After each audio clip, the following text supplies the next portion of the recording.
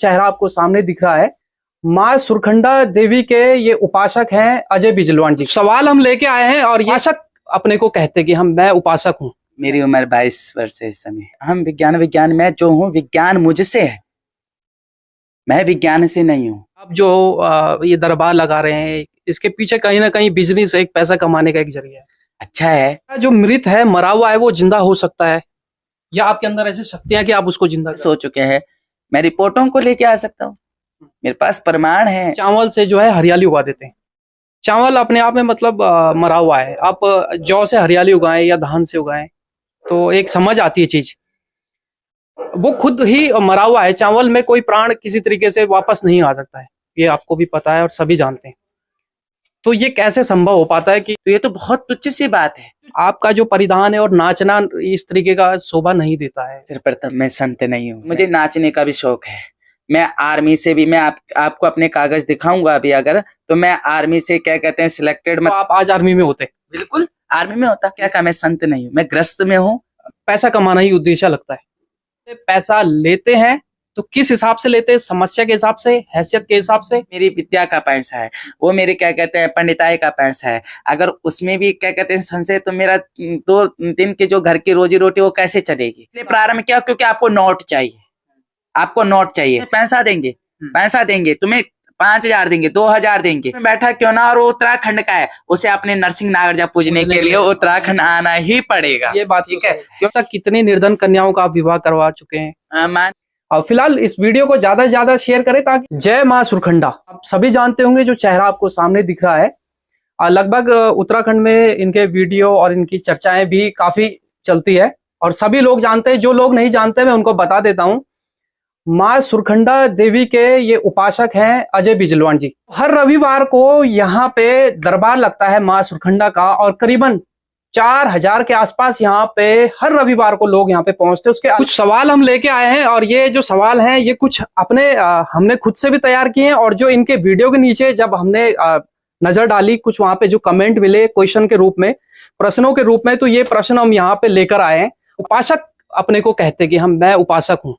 तो ये उपासक शब्द का अर्थ क्या है? मतलब जो देवी की उपासना करे वो उपासक। भगवान की उपासना करने वाला, नारायण की उपासना करने वाला नारायण का उपासक। मेरी उम्र 22 वर्ष है इस समय।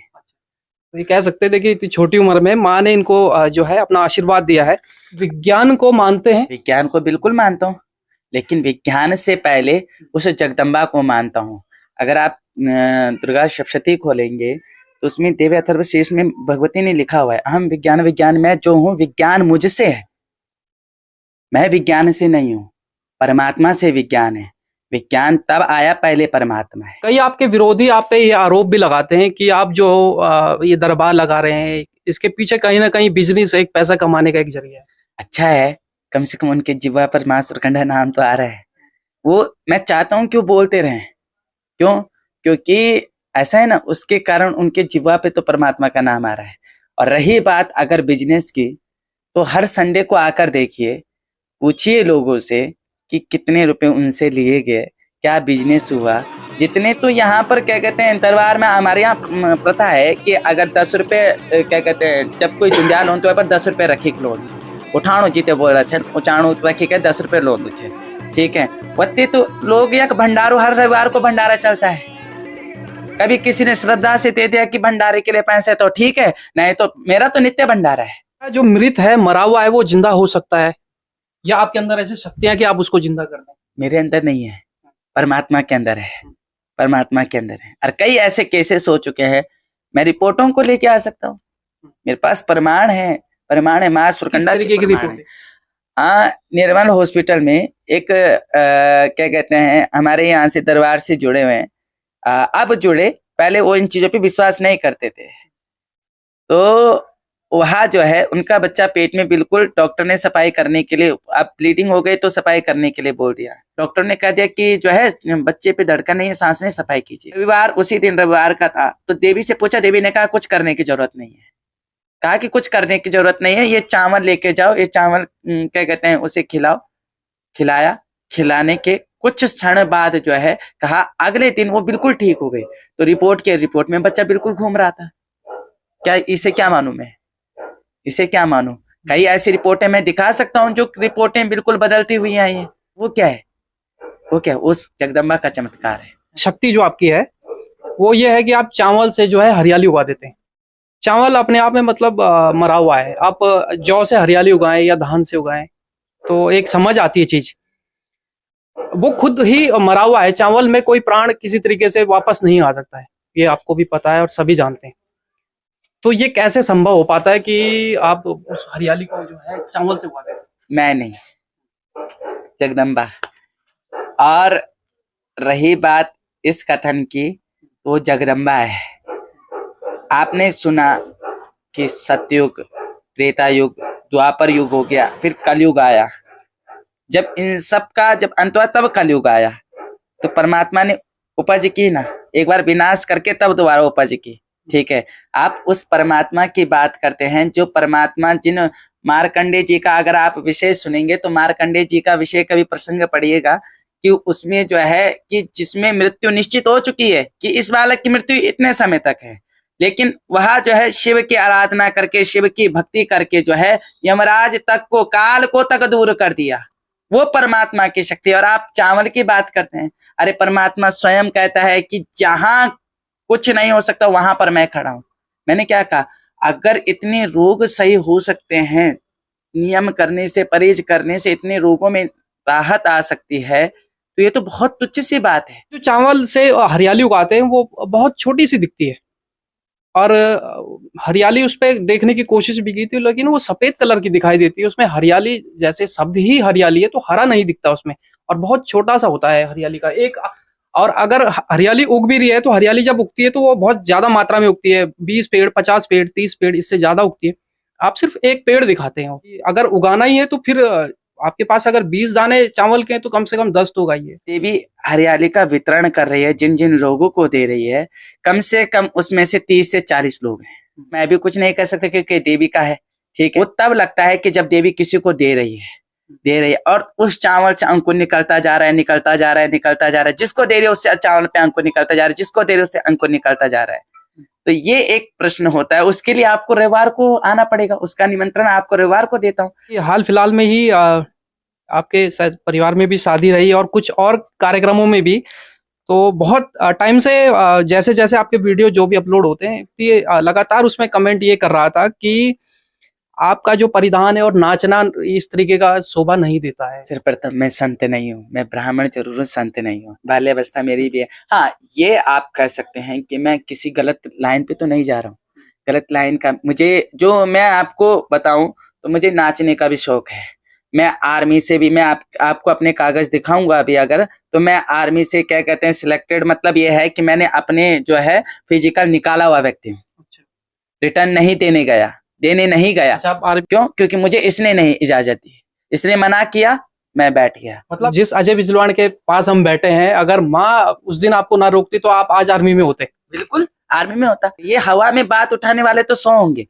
मैंने क्या कहा? हवा में बात उठाने वाले 100 होंगे और वो मेरे लिए पूजनीय है, क्योंकि वो मेरी भक्ति को वो करते हैं। रही बात नाचने की, मेरी बाल्यावस्था है, मुझे क्या कहते हैं, मुझे शौक था, क्या कहते हैं, एक जमाने पे शौक था कि नाचने का। आज आपके चक्कर से आप कहते हो कि हाँ की क्या कहते हैं मैं बनता हूँ, लेकिन मेरी बहन की शादी होगी, किसी की शादी होगी तो एक उत्साह मेरा भी जगेगा। मतलब एक आपका निजी जीवन भी इसके अलावा है। जीवन बिल्कुल है। मैं संत नहीं हूँ। मैंने क्या कहा? मैं संत नहीं हूँ, मैं ग्रस्त में हूँ। पैसा कमाना ही उद्देश्य लगता है। आपके मैं बारे में बात करूंगा, आपके दरबार में जो लोग आते हैं, आप उनसे पैसा लेते हैं तो किस हिसाब से लेते हैं? समस्या के हिसाब से, हैसियत के हिसाब से, या फिर उनकी श्रद्धा भक्ति के हिसाब से?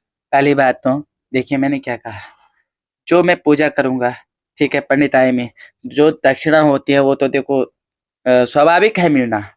ठीक है, वो स्वाभाविक है मिलना, वो दक्षिणा मुझे मिलती है।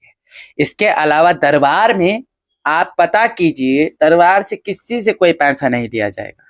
दरबार से किसी से कोई पैसा नहीं लिया जाएगा। हाँ, जो क्या कहते हैं, भगवती ने कहते हैं भाई इसको इस प्रकार से पूजना है, इसको इस प्रकार से करना है, तो उसका पैसा देखो, वो मेरी विद्या का पैसा है, वो मेरे क्या कहते हैं पंडिताई का पैसा है। अगर उसमें भी क्या कहते हैं संशय, तो मेरा 2 दिन के जो घर की रोजी रोटी वो कैसे चलेगी? सारे कार्य आप स्वयं नहीं करते, कुछ पूजन के लिए पंडित भी होते होंगे। बिल्कुल। तो आपके दरबार में धनी, मध्यम वर्ग के और गरीब लोग भी आते हैं, हर प्रकार का यहाँ पे व्यक्ति आता है। कई बार ऐसा होता होगा कि कोई गरीब व्यक्ति है और उसके समस्या का निदान जो है वो पूजन से होना है, उसके पास पैसा भी नहीं है। ऐसा कभी दरबार में हुआ है या होता है कि आप लोग उससे पैसा ना ले, अगर ले भी रहे हैं, माना कोई 5,000 की पूजा हो रही तो आपने कहा चलो 2 ही दे दो आप? इस चीज को आप हमारे ब्राह्मणों से पूछिएगा। मैं कई पूजा ऐसे कर चुका हूँ जिसमें अपनी जेब से मुझे भरना पड़ता है, मुझे अपनी जेब से भरना पड़ता है। एक उद्देश्य है सबको सुरकंडा देव डोली परिवार में जोड़ना। आप जुड़िए, आप जुड़िए, आप धर्म के प्रति जुड़िए। आप दूसरे देवताओं को अपना आराध्य मानने लगे, क्यों भाई? आपके उत्तराखंड के देवी देवताओं में शक्ति नहीं है क्या? किसने कहा? आप उपासना करके देखिए, आप देवभूमि है, आप यहाँ देवताओं को मान कर तो देखिए। आपने दूसरे अवस्था में जाना इसलिए प्रारंभ किया क्योंकि आपको नोट चाहिए, आपको नोट चाहिए। दूसरा धर्म आपको आके कह रहा है कि अरे हम तुम्हें पैसा देंगे, पैसा देंगे, तुम्हें 5,000 देंगे, 2,000 देंगे और तुम हमारे धर्म को अपनाओ। क्यों? क्योंकि आपको जीवनी चलाना है। पर आप ये सोचो ना कि आज तो आपने जीवनी चला दी, पर यहाँ एक नियम है, उत्तराखंड में एक नियम है, चाहे वो व्यक्ति विदेश में बैठा क्यों ना हो, उनके लिए भी है कि वो विदेश में बैठा क्यों ना और वो उत्तराखंड का है, उसे अपने नरसिंह नागरजा पूजने के लिए उत्तराखंड आना ही पड़ेगा। ये बात ठीक है, क्योंकि देखिए अभी क्या कहते हैं, हमारे धोनी साहब जी जो कितने बड़े क्रिकेटर हैं, ठीक है, और उनको भी कुमाऊं अपने देवताओं को पूजने के लिए जाना ही पड़ा। सीधा सीधा मान ले एक साधारण सा अजय बिजलवाण समाज के लिए और क्या कार्य कर रहा है या आगे क्या प्लान है? कई ऐसे हैं जहां निर्धन कन्याओं का विवाह होता है। तक कितनी निर्धन कन्याओं का आप विवाह करवा चुके हैं? मान के चलिए तो अभी तक जो है 16-17 हो चुकी है। एक शादी में कितना खर्चा आ जाता है? जो शादी यहाँ दरबार से हुई थी वो उस लड़कियों को तो क्या कहते हैं, बिल्कुल सर से पैर तक जैसे सजा के देते हैं वैसे सजा कर दिया था। और उसके साथ जो दहेज जाता है, बेड से लेकर, बिस्तर से लेकर, 5 बर्तन से लेकर हर चीज उसको उपलब्ध कराए। वो ये देखिए बहुत अच्छी पहल है। इन चीजों को खबर बनाने का उद्देश्य यही रहता है कि अगर कहीं दरबार चल रहा है, उस दरबार के पीछे की कहानी क्या है। तो कहानी अभी फिलहाल यहाँ पे निकल के आई है। बहुत अच्छी बात है कि अगर जैसे बता रहे हैं कि 15-16 कन्याओं का जो निर्धन कन्याएं हैं उनका विवाह दरबार की ओर से कराया गया और जो दुल्हन का पूरा श्रृंगार होता है वो दरबार की तरफ से खर्चा था। इसके अलावा जो फर्नीचर का आप बता रहे वो भी दरबार की तरफ से था।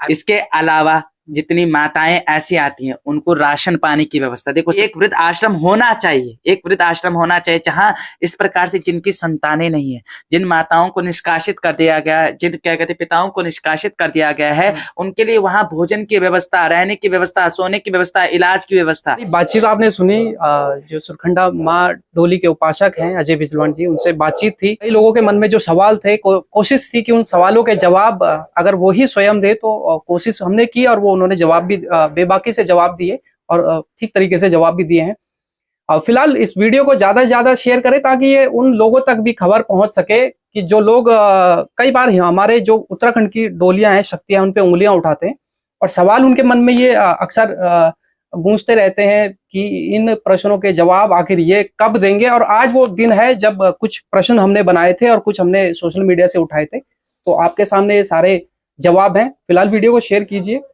नमस्कार।